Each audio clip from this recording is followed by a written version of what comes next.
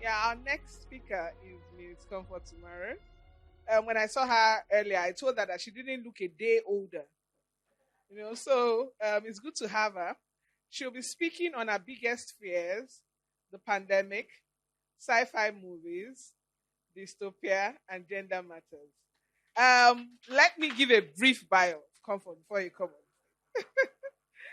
Comfort is a senior research fellow at the National Judicial Institute and has been since September 2015. She has worked as a trainer and facilitator to an audience that has ranged from judges, magistrates, social welfare workers, legal officers, police, correctional officers, and other key players in the child justice system. Her varied work experience ranges from private legal practice with three senior advocates of Nigeria to being a former registrar with the National Industrial Court. Comfort currently represents the National Judicial Institute on gender dimensions, child justice administration, and other related matters. Please join me in welcoming her to the podium.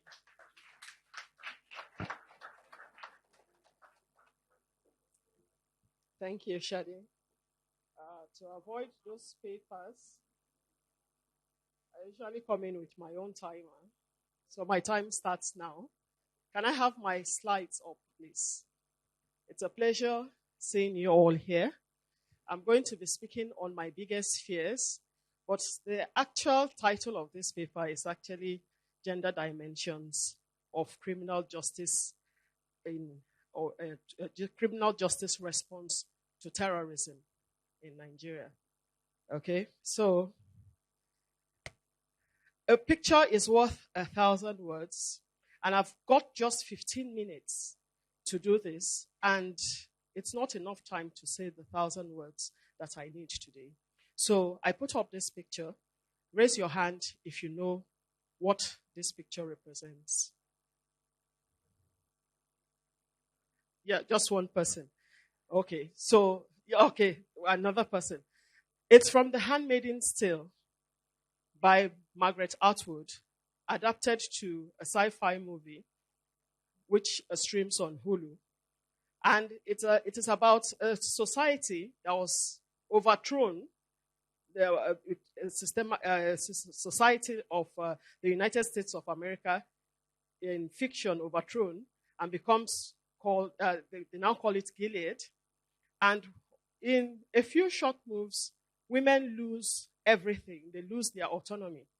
And each time there is a debate in the US on Roe versus Wade or anything involving women's bodily autonomy, you will see protesters dressed like this who show up. So here is my sci-fi movie. A little timeline. In the last few years, of course, the COVID-19 happened. 2020, many countries go into lockdown. 2021, the numbers are out. As at July 21st, 2021, the International Labour Organization was able to bring out the numbers to say that the pandemic has greatly affected women in employment, and it's going to be difficult for many of them to go forward, going from here on. And we're in 2022, and we're still not sure what else is coming around the corner for us. As usual, when major events like war, conflicts, terrorism, and a pandemic that almost shuts down the planet happens, everyone is affected. However, someone or group will be disproportionately affected. The return to normal or status quo will be difficult for some vulnerable groups, especially when their normal was not that great to start with. Sadly, decision-making and decision-makers often don't pay attention, so problem persists and continues to affect society. The effect is seemingly quiet, but widespread and fundamental. Globally, women were affected career-wise. The job losses and the inability to return to work increased roles when schools closed down. A lot of people went from just preparing their kids to going to school to becoming the teachers themselves at home. Even those who had to do the Zoom calls had to have one hand holding a baby while they continued what they were doing.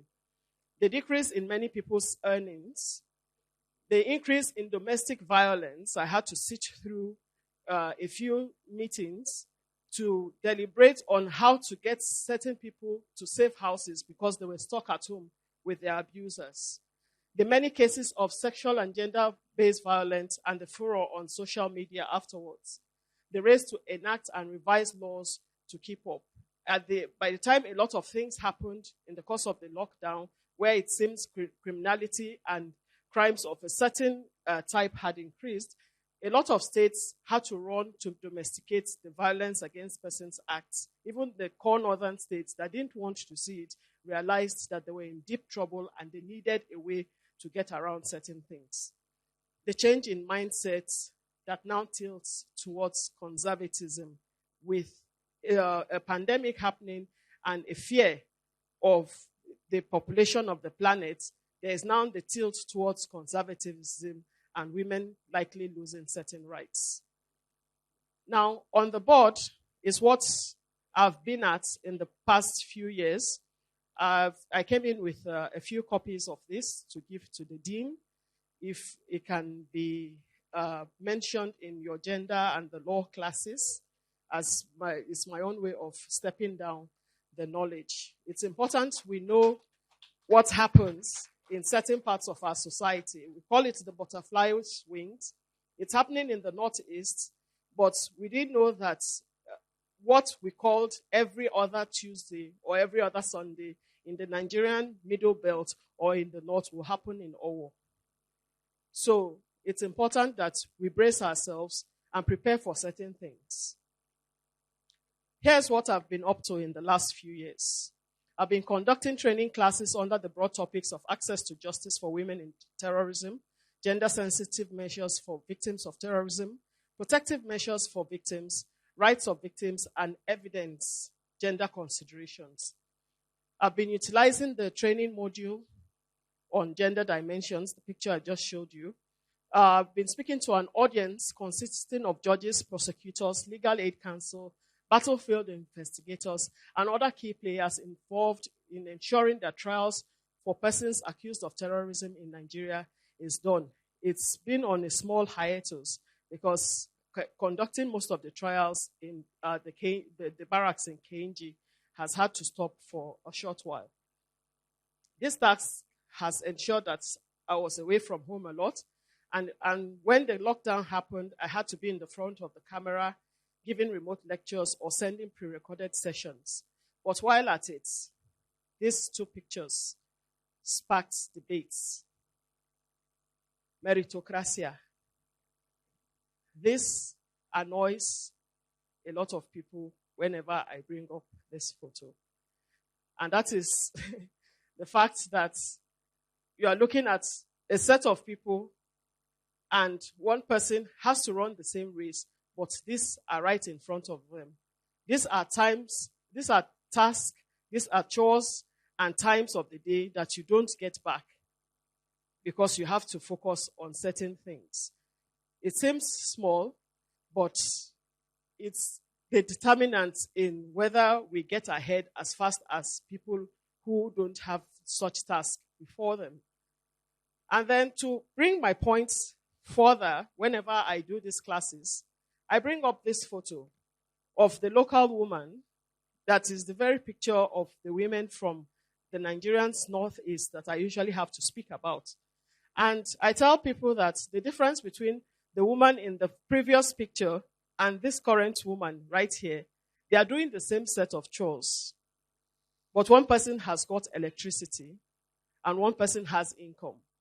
And I tell people that what's my biggest fear at every point is that I'm always a few bad decisions, at least maybe 2 or 3 bad decisions, 3 government policies, and some malicious acts from dropping from the previous woman in the skirt suits with washing machine and all that to going to becoming this.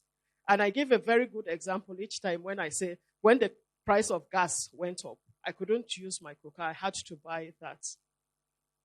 I didn't care. I didn't know what firewood was like for a long time. I had to do that. The hoe the woman is holding in her hands, that is me in the evenings. I garden So and then if there's no light for me to power the washing machine, I'm going to do that laundry by hand. Whether I like it or not, I have to do it. If I show up less than pristine, you're going to hear comments like, don't you know you're a woman? You have to put yourself together. So the world is less forgiving of me if my house is dirty, if my appearance is not perfect, or if I don't get certain tasks done. So, and then the last picture here is just the one we call wife material. This is what most people picture when they say wife material. Yes. So I have no story to attach to this one other than to annoy you. So, okay. Sorry, your system has gone to sleep. I'm not moving. Okay. Okay. So, like I said, we live in dystopia. Here are the crimes committed against women. Rape at the top of the list. Forced marriages, where violent extremists will invade a village and then with a gun in hand gets to pick who it is they want to marry. They pick whoever it is, and then a few words is said in front of a cleric, and boom, somebody is married. So there were a lot of forced marriages. There were sex slaves and forced prostitution, depending on where they fell along their lines of beliefs. Forced pregnancy, births, and abandoned children in the Maiduguri axis. Okay. It's 4 more minutes. Okay. And the bad blood tagged, the children who have been tagged bad blood. And of course, the domestic labor and slavery, which people didn't really pay much attention to, but was integral to the success of those who carry out attacks. And that is the fact that a combatant who has to sit down to wait for their food to finish cooking will not be that successful. So the need to attack a school full of girls to capture them was just to have people who will cover certain chores and tasks for them to free their hands to do what they need to do. So as you can see, gender cuts across everything, and the gender roles that they expect women to play has been part of what has aided them so far. Those have been used as suicide bombers, the displacement and loss of home and livelihood, the sex for survival at the IDP camps. And of course, I'm not going to only talk about the victims. There have been willing participants, those who are the spies, the combatants, the minders and groomers, those involved in gun runnings, food suppliers, moral supporters, financiers, and the mother of future fighters whose job it is to nurture and train the next set of people to continue the cause. Sorry, it's still not moving. Why I worry? Gender matters. Gender cuts across everything. Even in areas that you don't expect that it affects people. Many crimes are gender specific, but the laws and remedies are gender neutral. Not paying attention to gender aspects and dimension may cause and exacerbate some societal problems. It is the right thing to do if you consider gender before you take a lot of decisions. It prevents you from making errors or coming across as stone deaf. The Nigerian lawmakers and key decision makers don't want to hear the word gender. Every bill that's had the word gender or woman in it has been tossed out. A case in point is the Terrorism Prevention Act that came out last month. As at the time I got the draft earlier in the year, despite all the advocacy of including sexual and gender-based crimes as acts of terrorism, right now, before the act was passed, it was thrown out.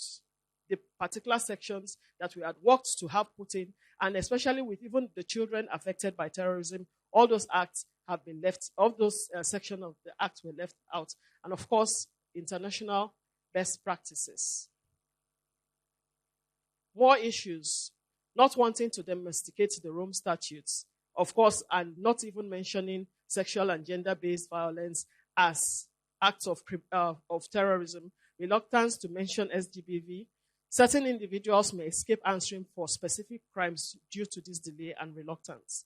The law and the state actors responsible for carrying out this creates a dichotomy that may allow cases to fall through the act. This is an entire topic on its own. These issues that are already not top priorities have low success rates at prosecuting. They require impossible standards of proof, will face delays in the justice system, have victims who battle with negative societal norms and harmful cultural practices, and are often coerced to adopt traditional systems of justice that don't favor them. And let's not forget stigmatization, re-victimization, and retaliation. So what do? I'm only asking that we change the perception.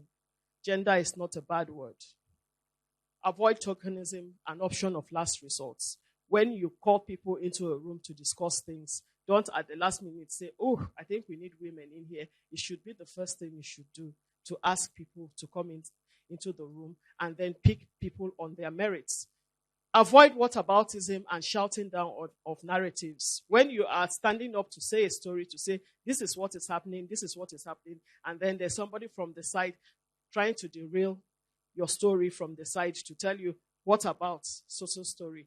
Try to be objective. The many unwritten rules of masculinity and femininity, it affects us all. The rules, the toxic masculinity of boys don't cry, my time is up, and the rules of femininity of, if I'm shown to be tough, it's not going to help me. I have to lessen my voice and be smaller to be accepted as feminine. We need everyone and varying points of view where decisions are made. And we see how societies that strive for gender balance look like. Let's take a few pointers. So with that, I said that will be all for now. Let's continue this discussion on the group chat. Thank you for listening, and this has been a wonderful event. Let's do this again. Thank you.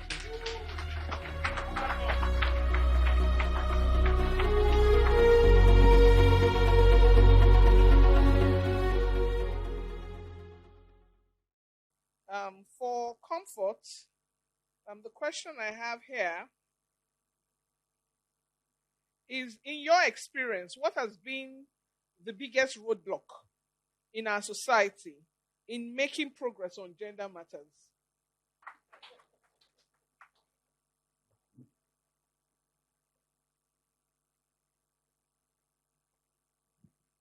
Okay, the question that came in for me is the biggest challenges to gender equality, progress made on gender matters. To properly explain that, it usually takes me quite a few minutes to explain the concept of the poverty of time, where, yes, it's an entire lecture on its own, where I would have to put up a slide to show where the ease with which economy, money, education, and everything comes together to either enhance a person's life or pull you back in life. So it goes back to the basics of what happens directly from the homes and how people are conditioned and how it graduates itself all the way up into how this same set of human beings who think along a certain line still make their way into the corridors of power and make decisions a certain way. So as to what progress can be made, not much. Like in the course of the lecture that I gave earlier, the draft for the Terrorism Prevention Act has gone through. It was first passed in 2011 as a knee-jerk reaction after the bombings at Eagle Square. If not, they wouldn't have given a mind to it. And then it was later amended in 2013. After a lot of advocacy and a lot of meetings, even up to, let me even say it here, the National Assembly members were taken for retreats several times to get them to adjust the laws. And even then, by the time they sent the draft to the people who had been advocating to them, they had this in the law. And then at the last minute, by the time the law is passed and it goes to Gazette, you find that every single thing that you have asked for has been removed. So we are not making much of a progress. I have a funny story along this line. I showed up at a project steering committee, which I attend on counterterrorism. And I went to meet the person who represents the defense headquarters. I introduced myself. I said, I'm a researcher. I'm collating the numbers. I'm collating the cases. Can I have this? And the person was also asking me for materials. Asking me, I said, you are defense headquarters. You are the female soldier. Please, can you give me the numbers I need on this, and this? I said, I'm here to ask you as well. So no one really has the numbers. I could tell you what is happening at the gender units in Maiduguri, for instance, and how FIDA, Borno, and them are going head to head over certain issues. So yes, we are not making much of a progress, and that is why I still have a job. I still have speaking engagements. I'm booked till the end of the year to see several actors in the hopes that each time I hold the microphone, at least I'm making sense to people. I hope that answers the question. Thank you.